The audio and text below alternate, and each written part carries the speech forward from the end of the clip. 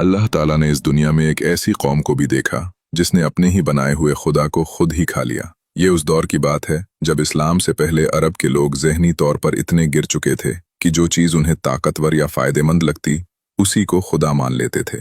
पत्थरों की पूजा, लकड़ियों की इबादत तो आम बात थी, लेकिन कबीला बनु हनीफा ने जाहिलियत की इंतहा कर दी। उनका वहम ये था कि अगर वो अपनी सबसे कीमती और लजीज चीज़ों से अपना माबूद बनाएंगे तो वो उन पर ज़्यादा मेहरबान होगा।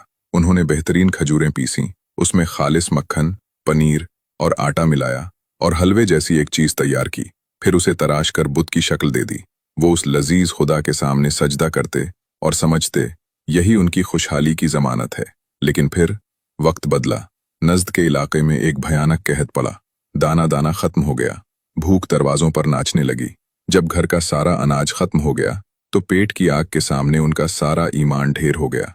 पहले तो डरे कि अपने खुदा को कैसे खाएं, लेकिन जब भूख ने होश छीन लिए तो बोले, अगर हम ही न रहे तो इबादत कौन करेगा।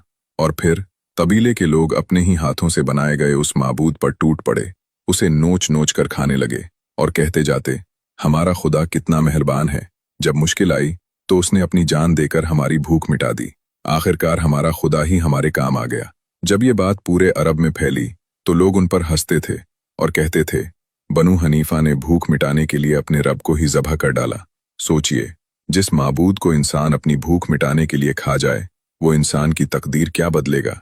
हकीकत तो ये है, असली ताकत सिर्फ उस अल्लाह की है जो सबको खिलाता है, लेकिन खुद किसी का मोहताज नहीं। अगर आपको लगता है कि भूख मिटाने वाला खुदा नहीं हो सकता तो कमेंट में सिर्फ ये लिखिए, अल्लाह ही रब है, और शेयर करके बताइए कितने लोग आज भी तौहीद को समझते हैं।